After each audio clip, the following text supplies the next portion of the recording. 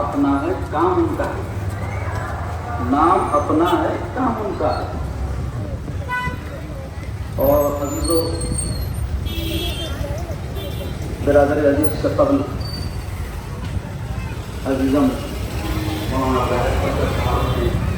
तहसील में और कुरान नबी के तसव्वुफ़ात के हवाले से आपने बात किया।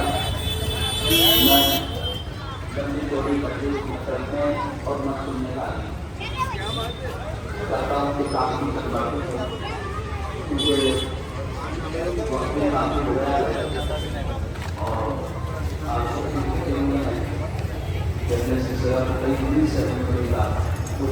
खैरियत, कैसे आप? अच्छे हैं?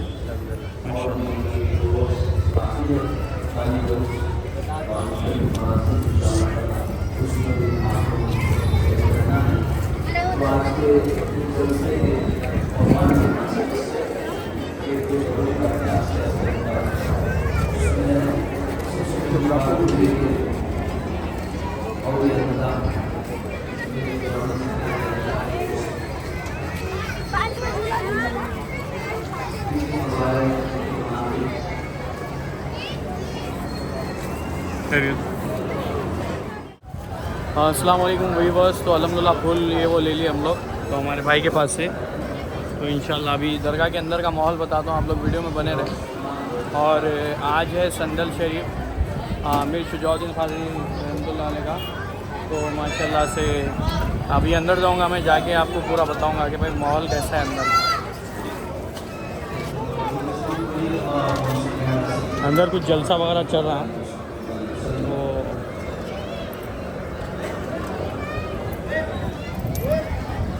शुक्रिया।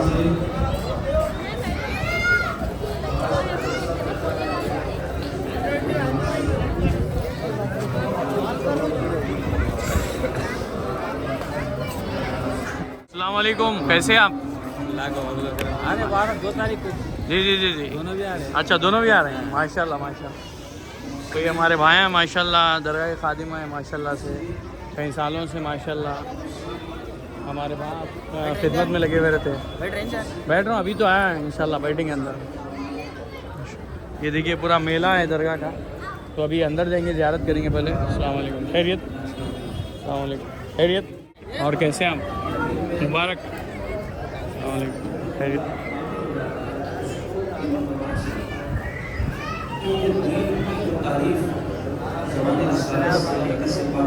वालेकुम सलाम।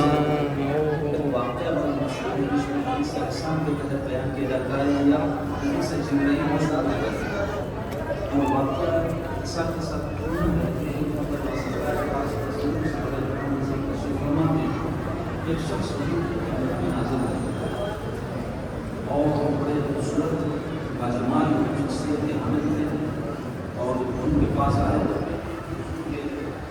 जानवर हमारा अपने सामने अपने जानवर करके बैठे सामने तरफ जानते नहीं, इससे पता चलता था कि मकामी नहीं और मकामी नहीं मुसाफिर। और अपने जब कोई सफ़र करने के अंदर था तो सफ़र के असर महसूस कराते थे, बाल बदले हुए होते थे, दूध से चलता और कपड़े होते थे, लेकिन वो आए तो मुझे उसको देखा। और अगर ये मुमकिन ना हो तो फिर ये समझ के वो तो उसको देखा है। तो उन्होंने फिर जवाब दिया, तीनों सवाल जवाब सुनने के बाद आपने सच कहा। उन्होंने सवाल किए, उसके बाद दौड़ गए। तो सरकार पाक सल्लल्लाहु अपने असहाब से पूछे, मेरे सहाबियों जानते हो ये कौन थे? तो सहाबा किए अल्लाह अल्लाह का रसूल है। तो सरकार पाक सल्लल्लाहु सुनो ये जिब्राइल था और ये तुमको तुम्हारा दीन सिखाने के लिए आए थे। मैं बहुत मुख्तसर कर दिया बातों को, क्योंकि जो बात मैं इसके तहत बयान करना चाहता हूँ वो असल मकसूद है, बातों निकलने मकसूद नहीं है। तो आप गौर कीजिए, 3 सवाल किए, हुजूर ने इसके जवाब दिए और फिर सरकार आखिर में फरमाए उनके जाने के बाद हज़रत जिब्रील अलैहिस्सलाम के कि वो तुमको तुम्हारा दीन सिखाने आए थे। दीन तो क्या पता चला, दीन में इस्लाम है, ईमान है। गुलाम मुर्तज़ा, हमारे शहर में गुलाम मुर्तज़ा की छावनी मशहूर है ना, वो उन्हीं की छावनी है गुलाम मुर्तज़ा की। اس کے علاوہ صاحبو کمندان نام کے بھی ایک ایسی فوج کے عہدیدار، وہ بھی جو ہے حضرت کے ہاتھ میں مسلمان ہوئے، تو حضرت نے صاحب حسین ان کا نام رکھا۔ تو بے شمار ایسے واقعات اہل حنوت کے مشرف و اسلام ہونے کے تاریخ کی کتابوں میں اور حضرت کی معتبر سیرت کی کتابوں میں مندرج ہے۔ تو میں ایک بات کیوں عرض کر رہا ہوں آپ سے کہ بزرگان دین یوں تو جامع کمالات ہوتے ہیں اور اللہ کے بندوں کی حاجت براری کا وسیلہ ہوتے ہیں، اور جو روحانیت میں مراتب ہیں، خطبیت، وصیت، اس کے تحت بزرگان دین کا فیض لوگوں کو پہنچتا رہتا ہے۔ لیکن سب سے بڑا کام جو بزرگان دین نے کیا ہے، اتنے بھی گزرے ہیں، آپ اگر قرون اولیٰ سے یعنی صحابہ کرام کو لے لیں، تابعین، طبع تابعین، اس وقت سے اگر آپ تاریخ اسلام کا مطالعہ کریں تو جتنے اللہ والے گزرے ان کا سب سے بڑا مشن تھا قرآن کا پیغام اللہ کے بندوں کو پہنچانا اور اللہ سے اللہ کے بندوں کو جوڑنا۔ جتنے انبیاء تشریف لائے ان کی تشریف آوری کا مقصد کیا تھا؟ اللہ کے بندوں کو اللہ سے جوڑنا۔ دنیا کی محبت، مال و متاع کی محبت، عزت و شہرت کی محبت انسان کو کھینچتے رہتے، اس کے نتیجے میں اللہ سے دور ہوتے رہتے۔ تو اللہ والے کیا کرتے؟ آ کے اللہ کے بندوں کو اللہ سے جوڑتے۔ آج بھی آپ دیکھو کہ بزرگان دین کے آستانوں پر لوگ اپنی حاجتیں، اپنے اغراض، اپنے مقاصد لے کر حاضر ہوتے، اس کا کام بن گیا، اپنی منت پوری ہو گئی تو اس کو ایک اعتقاد ہو جاتا، اس کے ذریعے سے اللہ سے جڑ جاتا۔ اللہ والوں سے جڑنا کیا؟ اللہ سے جڑ جانا۔ اولیاء اللہ کا یہی مشن تھا، بزرگان دین کا یہی مشن تھا، قرآن کا پیغام اللہ کے بندوں کو پہنچائے۔ حضرت قبلہ کے حوالے سے تو تاریخ میں رسم ہے کہ قرآن پاک کی عظیم خدمت سرزمین دکن پر حضرت نے انجام دی کہ سب سے پہلا حفظ قرآن مجید کا مدرسہ حضرت نے سرزمین حیدرآباد پر قائم فرمایا۔ قرآن سے حضرت قبلہ ایسا شغف رکھتے تھے کہ مریدین بیان کرتے ہیں کہ نیند کی حالت میں بھی حضرت جو ہے قرآن مجید پڑھا کرتے تھے، اور اس طرح سے صاف قرآن مجید پڑھا کرتے تھے کہ پتہ نہیں چلتا تھا کہ آپ نیند میں ہیں یا ہوش میں پڑھ رہے ہیں۔ اور قرآن مجید کی تجوید آپ کی اتنی عمدہ اور اتنی اعلیٰ تھی کہ ایک صاحب بیان کرتے ہیں، واقعہ مناقب شجاعی میں آپ کو مل جائے گا، میں ریفرنس اس واسطے دے رہا ہوں کتاب کا کہ آپ لوگ وہ کتاب حاصل کیجئے اور مطالعہ کیجئے، اور بزرگان دین سے عقیدت و محبت کا یہ تقاضا ہے کہ ہم ان کے احوال سے، ان کے خدمات سے، ان کی تعلیمات سے نہ صرف واقفیت حاصل کریں بلکہ ان کی تعلیمات کو دوسروں تک پہنچائیں۔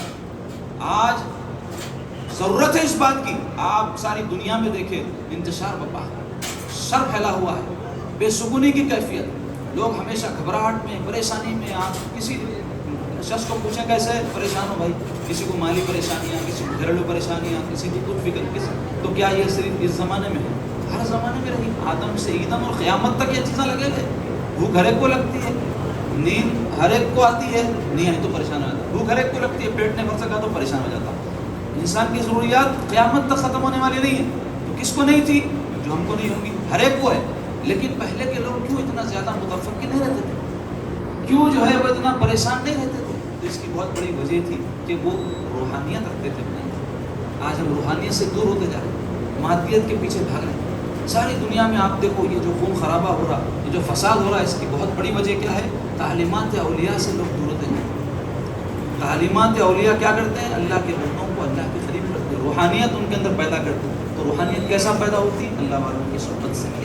جو طریقے وہ بتائے ہیں، ذکر و اذکار کرنا، مجاہدات کرنا، حلال کھانا، جتنی اچھی اچھی باتوں کی نصیحتیں وہ کی ہیں، اس پہ عمل کریں گے تو ہم کو سکون نصیب ہوگا۔ ہم مال چاہتے ہیں، مال اگر حاصل ہوا تو ہم سمجھتے ہیں ہماری پریشانیاں دور ہو جائیں گی۔ تو جو مالدار ہے پوری زندگی کو پریشانی بتاؤ، جو مالدار لوگ پریشان نہیں ہیں، پریشان ہو گی، ان کو جو مال سے سہولتیں مل جاتی ہے وہ مل جاتی ہیں، لیکن ہر پریشانی ان کی مال سے دور نہیں ہو سکتی۔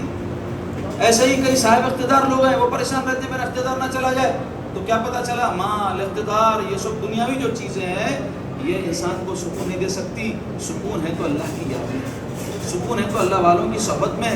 اس واسطے کیسے بڑے بڑے کئی بادشاہوں کے واقعات ہیں، انہوں نے اپنا اقتدار ترک کر کے فقیری کو اختیار کر لیا۔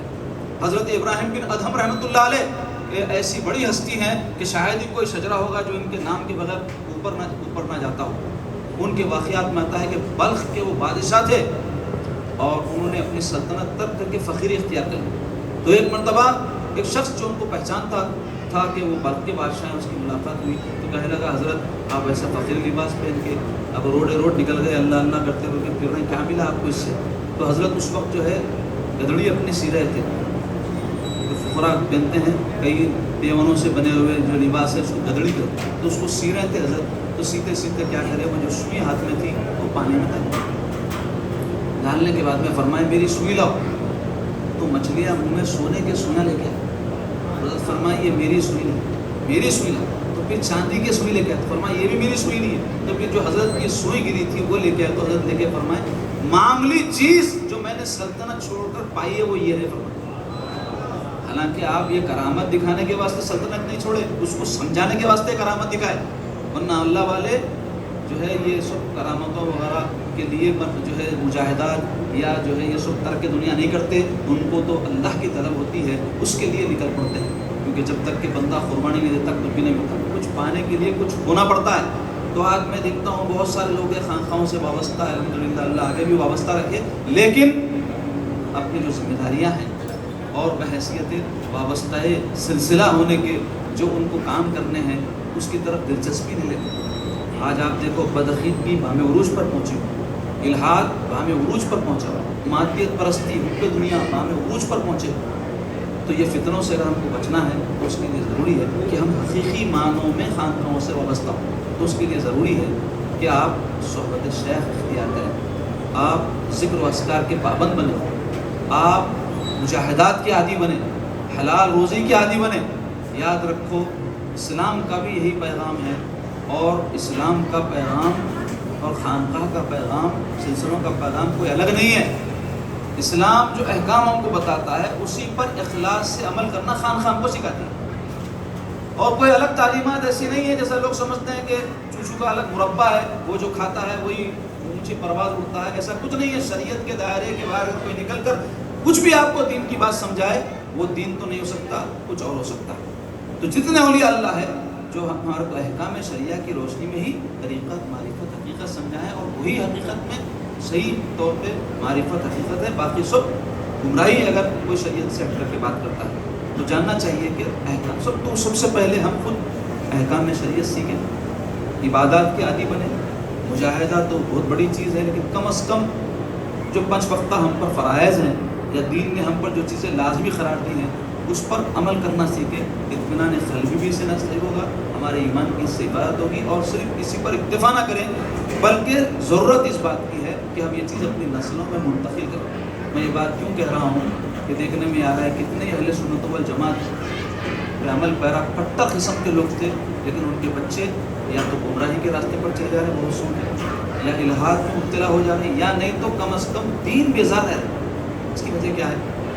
اس کی وجہ یہی ہے کہ ہم جو کچھ عقیدہ رکھتے ہیں، ہم جو کچھ تعلق رکھتے ہیں، ہم جو کچھ دین جانتے ہیں، ہم منتقل نہیں کر پائے۔ تو ضرورت اس بات کی ہے کہ اپنی نسلوں میں اس کو منتقل کریں۔ تو خیر یہ تو تھا آج کے یوم کا پیغام۔ اب سرکار صلی اللہ علیہ کے فضائل اور مناقب کے حوالے سے دو مختصر باتیں بیان کرتا ہوں۔ اس میں اہم ترین بات یہ ہے کہ حضرت نے بے شمار کتابیں مختلف زبانوں میں تصنیف فرمائی، عربی زبان میں،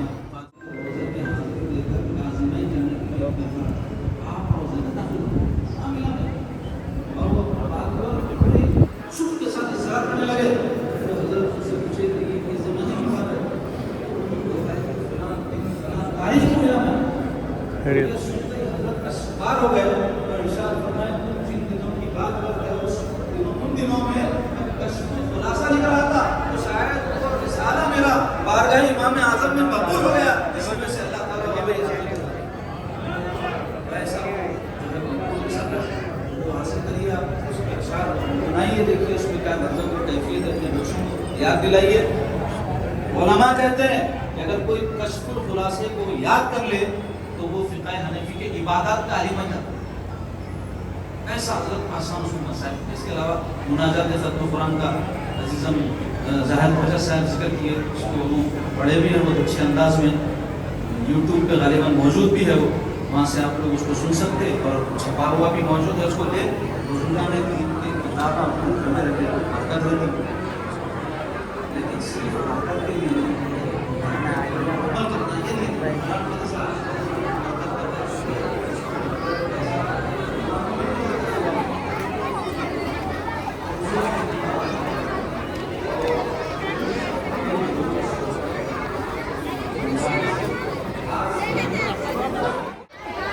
अस्सलाम वालेकुम व्यूअर्स। तो देख सकते हैं हमारी ज़ियारत वगैरह हो गई, तो यहाँ पे माशाल्लाह मेले में आया मैं। तो मेले में क्या क्या है देखिए आप लोग। तो मेले में ये वॉचेस की दुकान है, ये देखिए।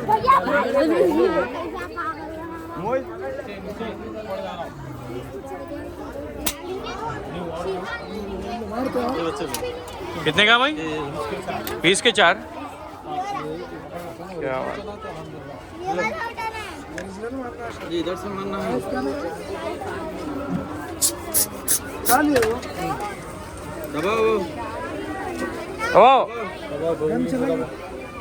हुआ क्या बात है। अरे भैया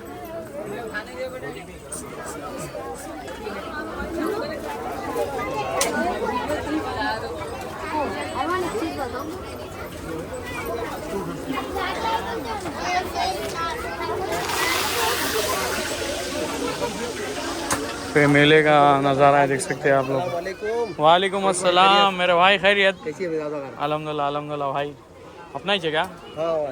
माशाल्लाह माशाल्लाह। कपड़ों का भी है समझो। अच्छा, कपड़ों का भी यहाँ पे भी डाले? नहीं यहाँ नहीं, वहाँ दुकान पे होलसेल। अच्छा हाँ वो तो मालूम है। होलसेल का है ये। माशाल्लाह माशाल्लाह। कितने का ये? कितने का? 10 रुपये का। कहाँ है अंकल? कहाँ है वो अंकल जो रहते थे? अच्छा अच्छा। नॉर्मल जो अच्छी वाली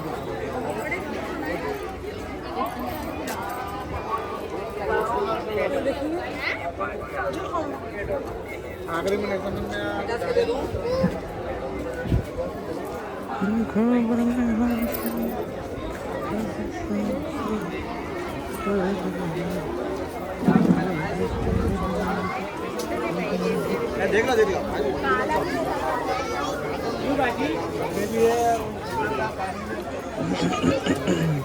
खैरियत?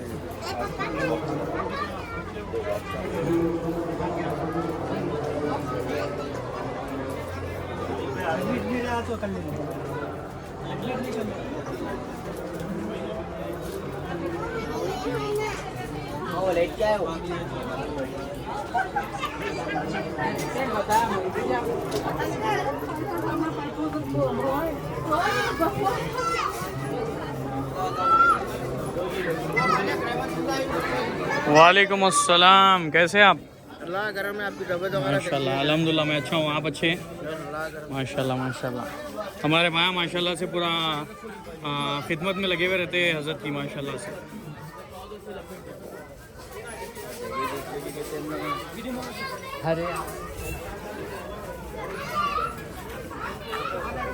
तोतापरी ना?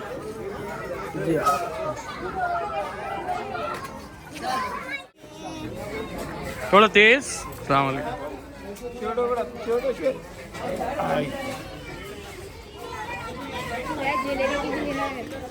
कहाँ है? सामने वो ये। माशाल्लाह। किसका है ये? बिजनेसमैन है बोलो आप? हैं? माशाल्लाह माशाल्लाह।